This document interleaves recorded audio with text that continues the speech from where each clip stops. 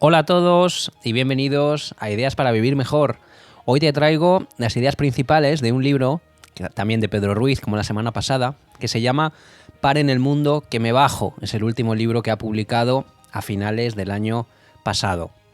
Pero antes de empezar, una cosa muy rápida. Este es un podcast para personas ocupadas que no quieren consumir ideas, sino que quieren usarlas. Si alguna vez te ha pasado que escuchas en este podcast alguna idea que te gusta, pero que no puedes luego aplicar a tu vida, eso tiene solución. En Patreon tienes Ideas en Acción. Ahí las bajamos a tierra en el Oráculo, nuestro mentor virtual 24/7, entrenado con las mejores ideas de cientos y cientos de los mejores libros de desarrollo personal y profesional, para cuando estás bloqueado, para cuando dudas, para cuando necesitas una respuesta inmediata. Te dejo su enlace en la descripción del episodio.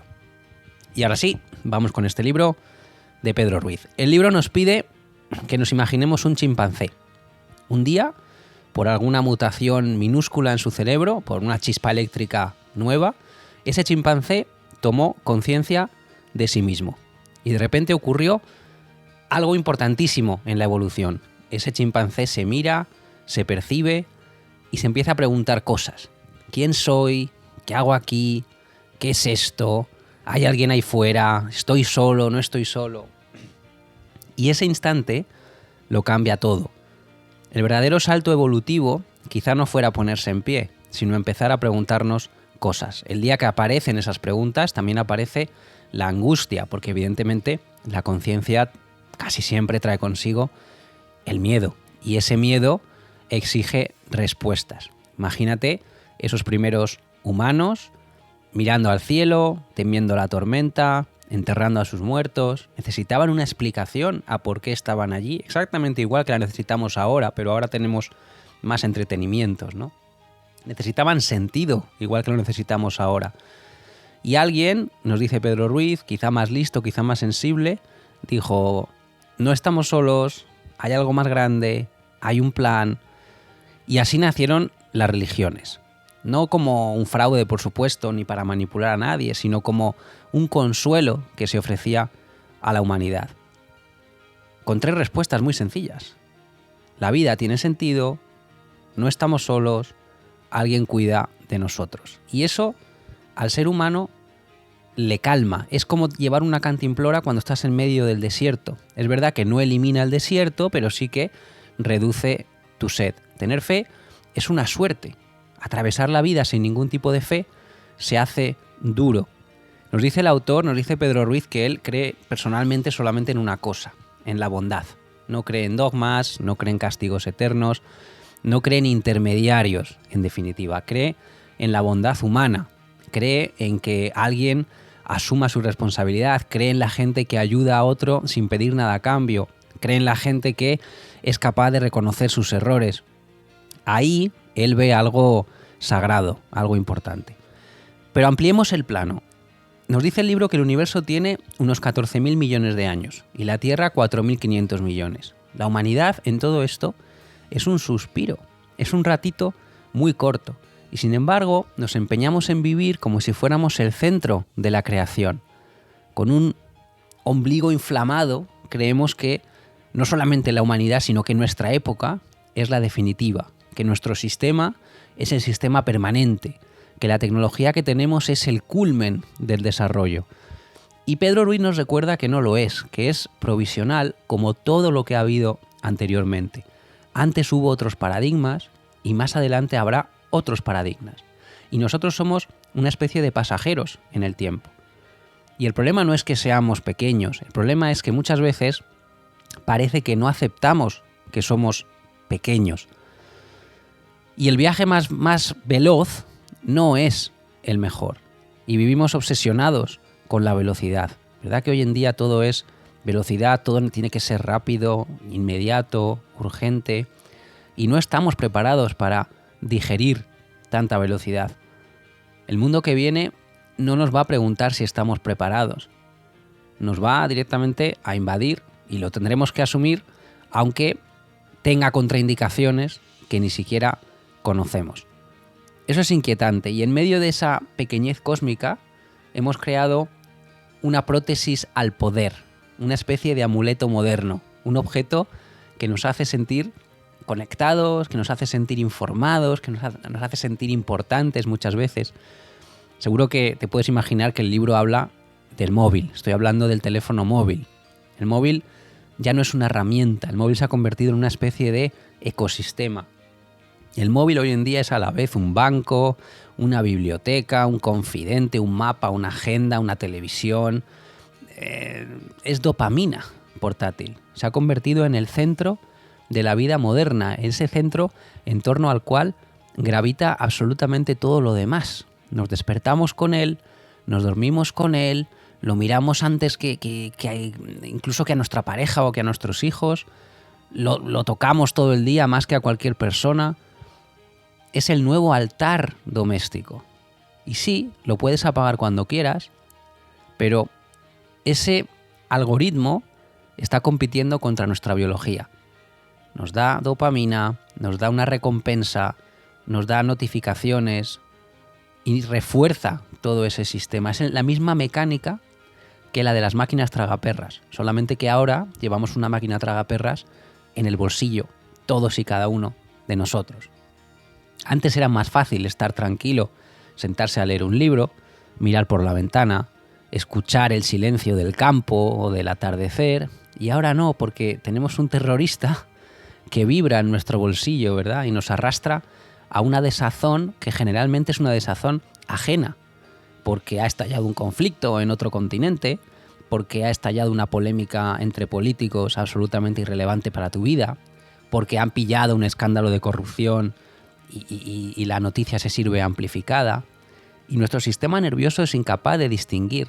Nuestro sistema nervioso reacciona igual que si fuera con nosotros, ¿verdad? Que si fuera en nuestro barrio, en nuestra calle. Y entonces nos activamos y nos alteramos y nos posicionamos. Y entonces ya estás dentro de ese sistema. Hay una frase en el libro que me parece demoledora. Dice que pasaremos a la pequeña historia de nuestras irrisorias vidas como aquellos que hablaban permanentemente con personas que no estaban allí. Aquellos que hablaban permanentemente con personas que no estaban allí. Estamos en una mesa, 4 personas, y cada una está metida en su pantalla. Estamos en el metro, hay 50 personas en el vagón y hay 50 cabezas inclinadas. Es una escena histórica. Esto dentro de 100 años será material de estudio. Vamos a pensar por un momento que Aristóteles no tuvo teléfono móvil, Platón no tuvo WhatsApp, ni falta que le hacía, Marie Curie no recibía notificaciones, Cervantes no tuvo Instagram, y no eran gente tonta, ¿verdad? La hiperconectividad no es un sinónimo de inteligencia, de ninguna manera. Es un sinónimo de estimulación constante, eso sí. Pero estar permanentemente estimulado no quiere decir que estés pensando en profundidad. Antes te enterabas de lo que ocurría en tu pueblo, luego te enterabas de lo que ocurría en tu país, y ahora sabes lo que está pasando en cualquier punto del planeta en tiempo real. ¿Es eso saludable? ¿Puede nuestro cerebro humano digerir todos esos miles de inputs diarios? Seguramente no. Tenemos un tornado de datos en nuestra cabeza. Noticias que son reales, noticias que son falsas también, opiniones, muchas opiniones, reacciones a las opiniones, indignaciones por las reacciones a las opiniones. Todo eso no contribuye a amueblar nuestra cabeza, todo eso contribuye a destartalar nuestra cabeza.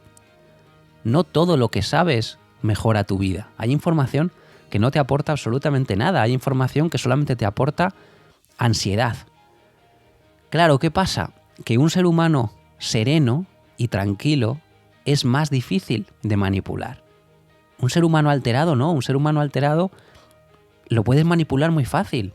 Si estás enfadado, compras más fácil. Si estás asustado, obedeces más rápido. Si estás distraído, no cuestionas al poder.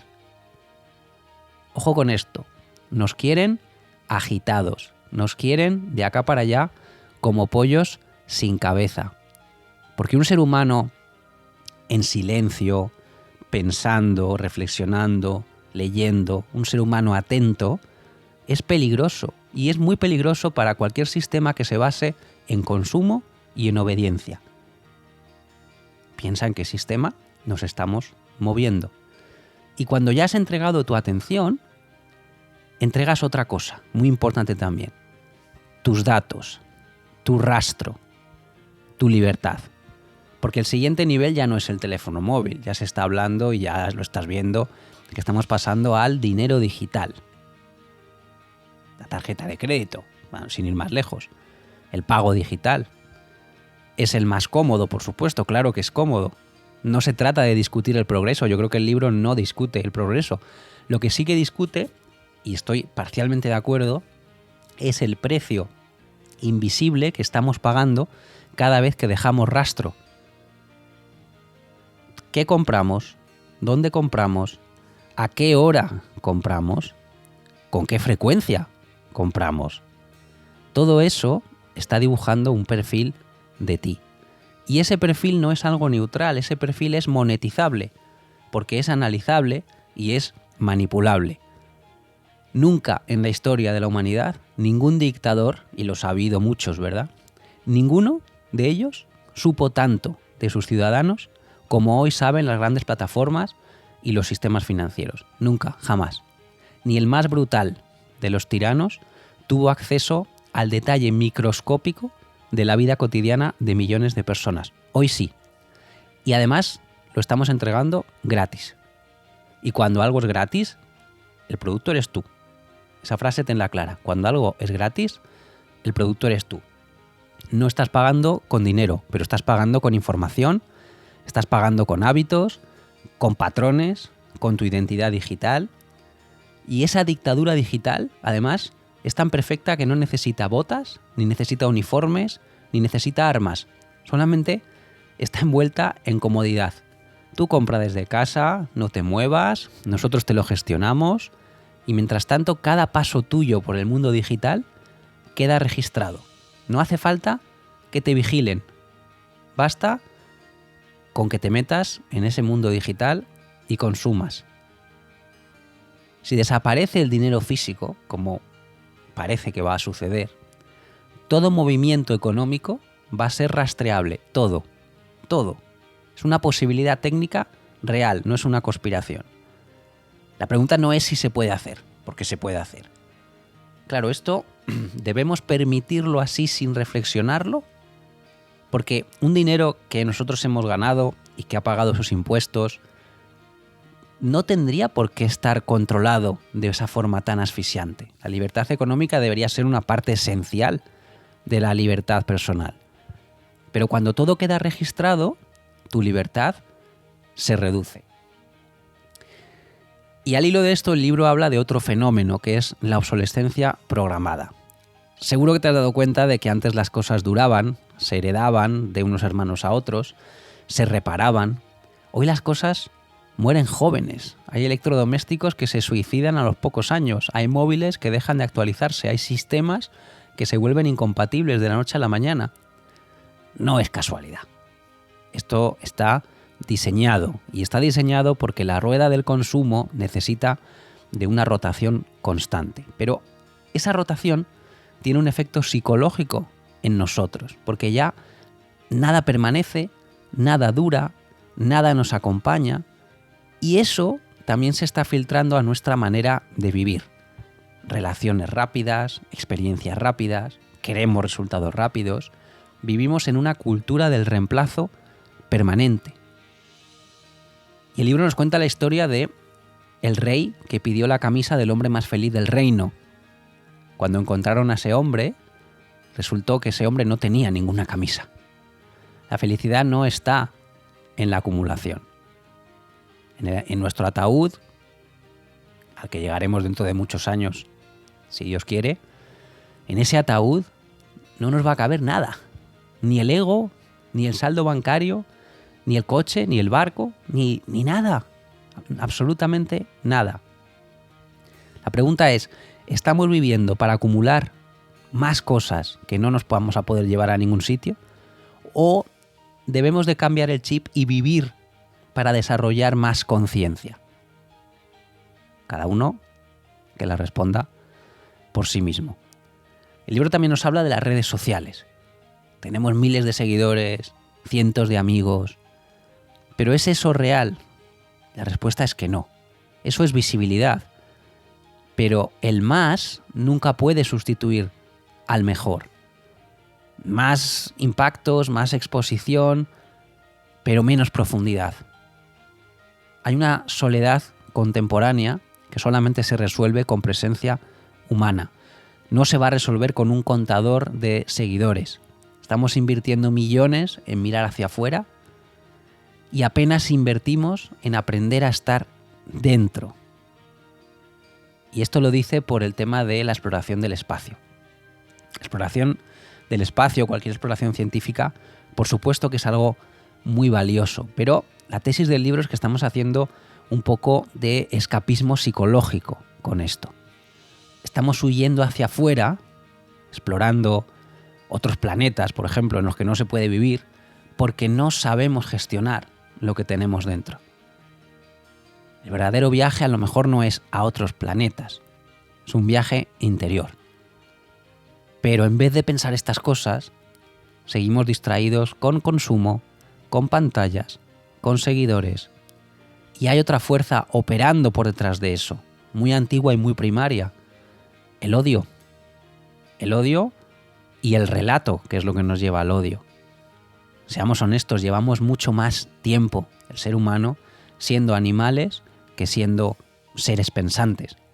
Si pensamos en la escritura que lleva con nosotros 6 o 7 mil años, como mucho. Pero como especie llevamos cientos de miles de años funcionando con impulsos muy primarios.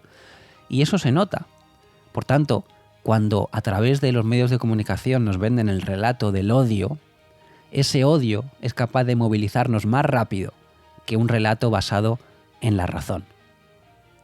Piénsalo, la indignación se contagia mucho más rápido que la serenidad. Porque un discurso calmado no es capaz de llenar estadios. Pero un discurso incendiario, por supuesto, que te llena un estadio y 20 estadios. El odio es una herramienta política y social muy eficaz para dividir, muy eficaz para simplificar las cosas y muy eficaz para señalar culpables. Y cuando hay un culpable claro, la multitud descansa. Y es muy sencillo, porque entonces la multitud ya no tiene que pensar, solamente tiene que reaccionar contra ese culpable. En la historia hay muchísimos ejemplos. El odio moviliza masas y después, cuando el objetivo se consigue, esos líderes que han inoculado el odio se desmarcan de la violencia que ellos mismos han alimentado. Es un patrón muy antiguo. Culpas a un enemigo, agitas a la masa, alcanzas el poder y luego niegas la autoría moral de ese odio. Y ese ciclo se repite las veces que convenga y las veces que haga falta. Ya no vivimos en la era de la información, vivimos en la era del relato. Nerón culpó a los cristianos del incendio de Roma. El Tercer Reich fabricó 1000 narrativas para justificar invasiones a otros países. Los imperios, sean cuales sean, se sostienen por el relato. ¿Cuál es la diferencia con lo que está pasando hoy? La diferencia hoy es la velocidad a la que se transmite ese relato. El que cuenta mejor la historia, el que la repite más veces, el que controla más altavoces mediáticos o de redes sociales, ese domina el relato. Domina el relato. Y la verdad importa mucho menos que ese relato y la capacidad de amplificar ese relato. Y eso es muy inquietante. Eso es realmente inquietante. Antes era la televisión, hoy son las redes. La televisión ha perdido mucho peso frente a las redes sociales, pero de alguna manera sigue marcando la agenda. Y ahora el conflicto es el producto. Hay programas donde la excusa es cocinar, pero en realidad lo importante es discutir, ¿verdad? El conflicto, la televisión y el conflicto es otro de los temas del libro. Hay debates en la televisión donde nadie está escuchando, pero todo el mundo está gritándose. Si no hay conflicto, no hay audiencia. Si no hay audiencia, no hay negocio. Así que el conflicto se fabrica. Y eso viene muy mal a nuestra democracia. En teoría vivimos en democracias, pero nos dice el libro que en la práctica muchas de esas democracias están funcionando como dictaduras del dinero. Dictaduras del dinero en las que ya no manda la ideología, manda quien financia a la ideología. Hay un jefe político que responde al de arriba y el que molesta simplemente desaparece. Obviamente no siempre físicamente, pero sí mediáticamente. Hay cancelación, hay invisibilización, hay ridiculización de las personas que molestan al que comunica y al jefe del que comunica. Hace falta mucha fortaleza moral para decir lo que uno piensa cuando sabe que puede pagar un precio. Y esto viene pasando desde tiempos antiquísimos. Nos habla el libro de Diógenes, por ejemplo. Diógenes buscaba un hombre honrado con un candil. Quizás hoy también necesitaríamos uno. Hay otra tendencia interesante. Los encierros, encerrarnos, ¿verdad? Series infinitas, películas de 3 horas, contenido inagotable. Durante la pandemia del COVID-19 aprendimos algo. Aprendimos que una población encerrada da muchos menos problemas. Una población que compra desde casa, que consume desde casa, que se entretiene desde casa y que pierde la práctica social, que pierde el roce, que pierde el conflicto real, pues es más sencilla de controlar. No es un libro conspiranoico, ¿eh? Pedro Ruiz no creo que crea en conspiraciones, pero sí que afirma una serie de hechos que son ciertos, que los hemos visto todos porque acaban de pasar hace 2 días, como quien dice, ¿no? Vivimos en una comodidad excesiva que nos adormece. Y cuando alguien te insiste demasiado en que no te muevas, en que no hagas nada, a lo mejor es que teme algo. Y entonces, ¿qué pasa? Nos aburrimos. Y llega el problema de las drogas, del alcohol. Querer escapar de uno mismo es un fracaso personal. Las drogas te prometen un viaje, pero cuando ese viaje termina vuelves al mismo lugar, pero lo que pasa es que vuelves mucho más débil y mucho peor. La evasión, evadirte de ti mismo, no va a resolver absolutamente nada, solamente va a aplazar los problemas. La libertad, te repito una vez más, no se encuentra fuera, se construye dentro. Pero tenemos que asumir nuestra responsabilidad, porque, claro, es muy sencillo decir que siempre hay un culpable externo, ¿verdad? Para aquellas cosas que nos pasan, muchas veces pensamos que no tenemos la culpa nosotros, ¿no? Siempre hay un político al que culpar, o el sistema, o el algoritmo, yo qué sé, cualquier enemigo que te puedas inventar. Cuando alguien dice, lo siento, esto es culpa mía, voy a cambiar, ahí aparece la madurez. El que asume su responsabilidad gana poder personal. El que culpa a los demás siempre va a perder libertad. Si no te haces cargo de tus errores, los vas a tender a repetir. Eso es así. Y que tú cometas errores o no, no depende del Estado, ni del mercado, ni de tu jefe, ni de tu pareja. Depende de ti. Pero volvamos al chimpancé con el que arrancaba.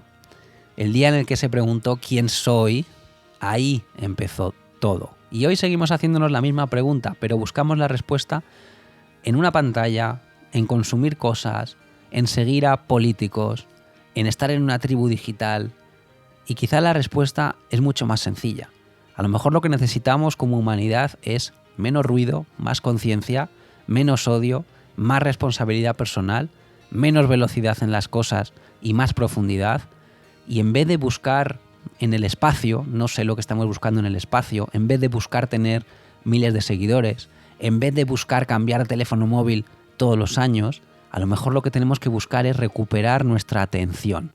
Porque si no la tenemos nosotros, la va a tener otro. Y quien controla tu atención, controla tu vida.